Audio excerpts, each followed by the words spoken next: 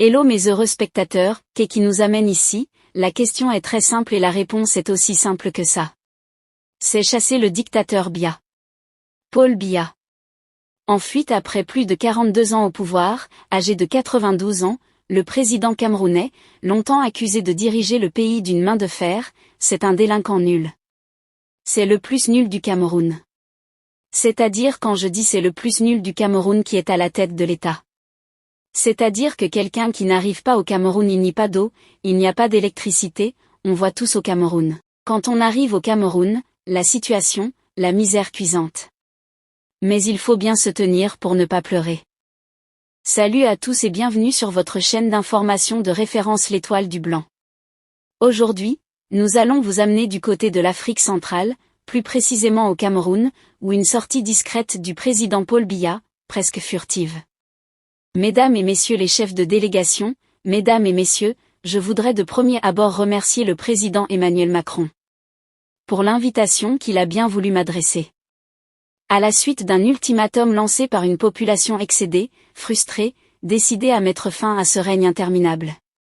C'est chasser le dictateur Biya. Mais la question demeure, est-ce la peur d'être capturé par un peuple à bout de souffle ou une simple évacuation sanitaire vers l'Hexagone pour des soins médicaux avancés?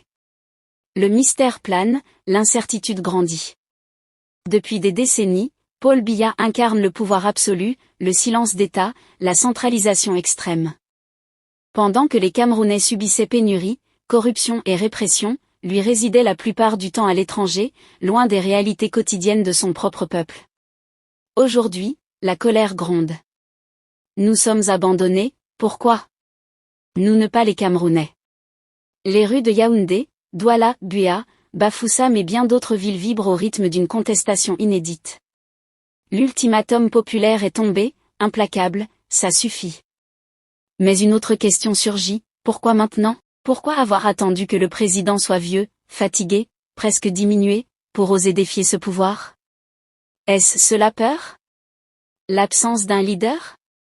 Ou simplement le poids du désespoir accumulé au fil des décennies? Le Cameroun est à un tournant historique.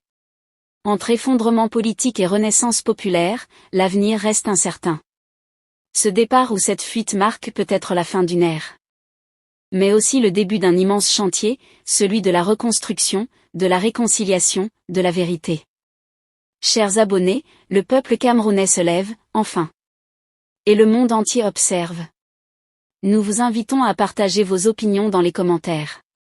Si vous avez apprécié, n'hésitez pas à le liker et à le transmettre à vos proches. Pensez également à vous abonner et activer la cloche de notification pour ne rien manquer de nos prochaines vidéos. Votre soutien est essentiel et nous vous en sommes très reconnaissants.